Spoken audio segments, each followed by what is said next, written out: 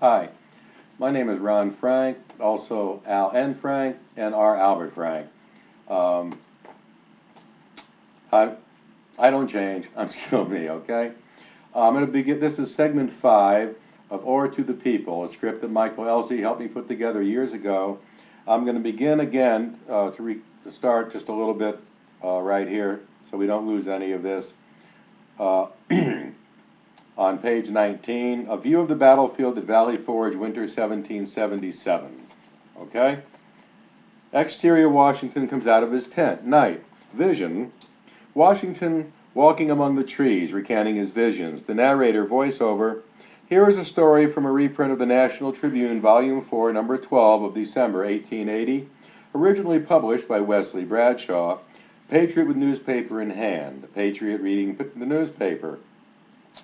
I want to tell you of an incident of Washington's life, one which no one alive knows of except myself, and if you live, you will before long see it verified.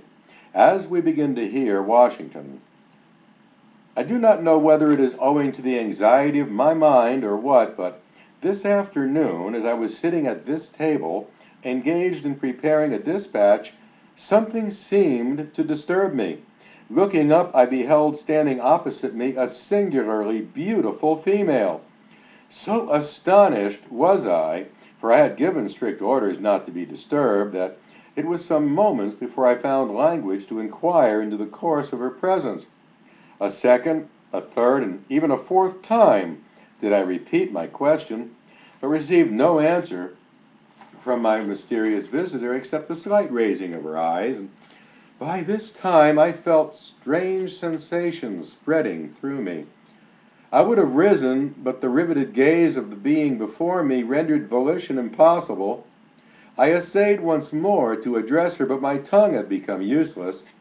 Even thought itself had become paralyzed. A new influence, mysterious, potent, irresistible, took hold of me, took possession of me. All I could do was to gaze steadily, vacantly, at my unknown visitant. Gradually, the surrounding atmosphere seemed as though becoming filled with sensations and luminous.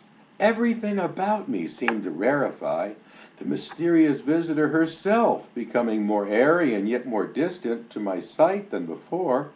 I now began to feel as one dying, or rather to experience the sensations which I have sometimes imagined accompany dissolution. I did not think, I did not move. All were alike impossible. I was only conscious of gazing fixedly, vacantly, at my companion.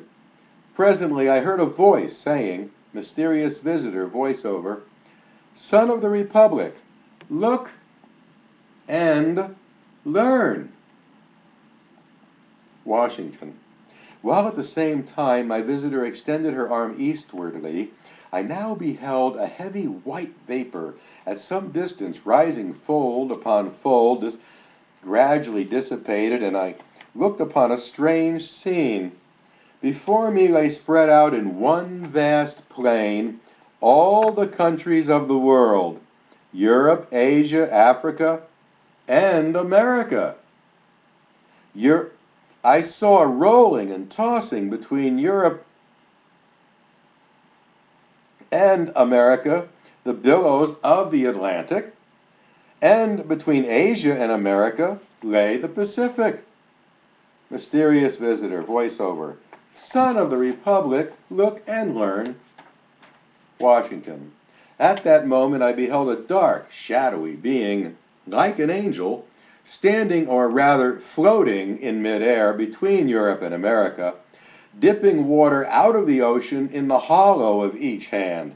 He sprinkled some upon America with his right hand, while with his left hand he cast some on Europe. Immediately a cloud raised from these countries and joined in mid-ocean.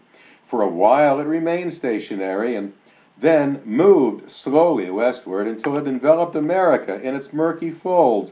Sharp flashes of lightnings gleamed through it at intervals, and I heard the smoldering groans and cries of the American people. A second time, the angel dipped water from the ocean and sprinkled it out as before. The dark cloud was drawn back to the ocean, in whose heaving billows it sank from view. A third time I heard the mysterious voice saying, mysterious visitor, voiceover, Son of the Republic, look and learn. I cast my eyes upon America and beheld villages and towns and cities springing up one after the other, until the whole land from the Atlantic to the Pacific was dotted with them.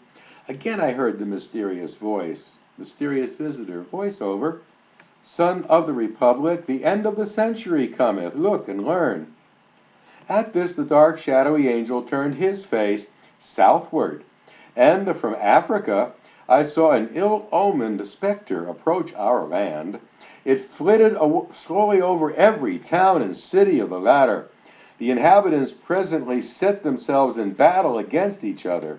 As I continued looking, I saw a bright angel, on whose brow rested a crown of light, on whose was traced the word Union, bearing the American flag, which he placed between the divided nation, and said, bright angel's voice, Remember ye are brethren. Washington.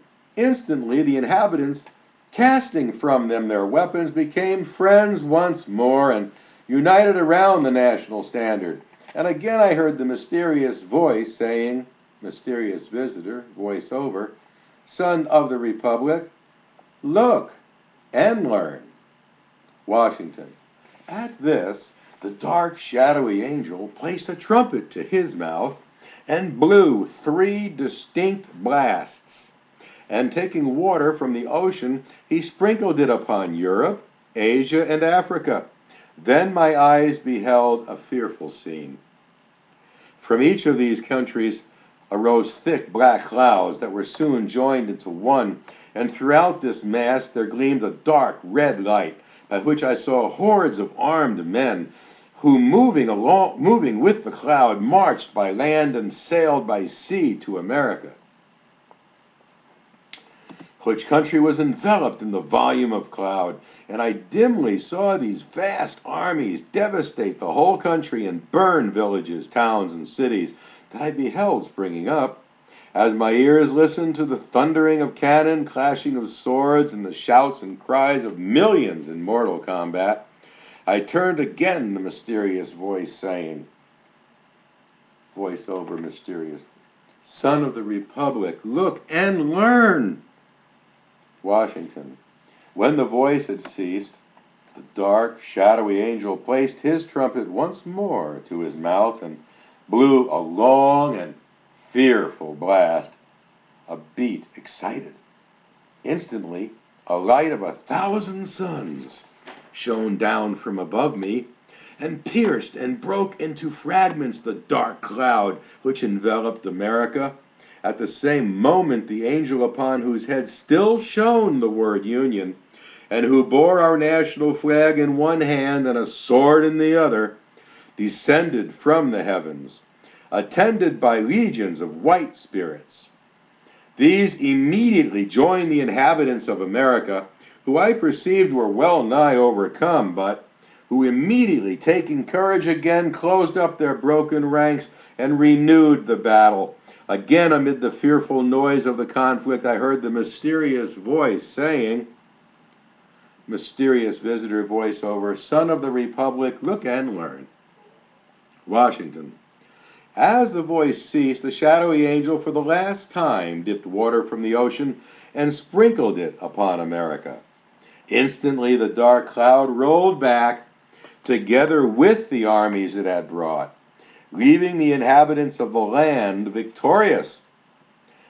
Then once more I beheld the villages, towns, and cities springing up where I had seen them before, while the bright angel planted the azure standard he had brought in the midst of them, cried with a loud voice, bright angel, voiceover, while the stars remain and the heavens send down dew upon the earth, so long shall the Union last. Washington. And taking from his brow the crown, of which blazoned the word Union, he placed it upon the standard, while the people kneeling down said, voice of the multitude, the voiceover, Amen. Washington. The scene instantly began to fade and dissolve, and I at last saw nothing but the rising, curling vapor I at first beheld. This also disappearing, I found myself once more gazing upon the mysterious visitor who, in the same voice I had heard before, said, mysterious visitor, voiceover, Son of the Republic, what you have seen is thus interpreted. 3 great perils will come upon the Republic. The most fearful is the third. The help against the third peril comes in the shape of divine assistance, passing which the whole united shall not prevail against her. Let every child of the Republic learn to live for his God, his land, and Union. With these, Washington, with these words the vision vanished, and I started from my seat and felt that I had seen a vision wherein had been shown to me the birth, progress, and destiny of the United States.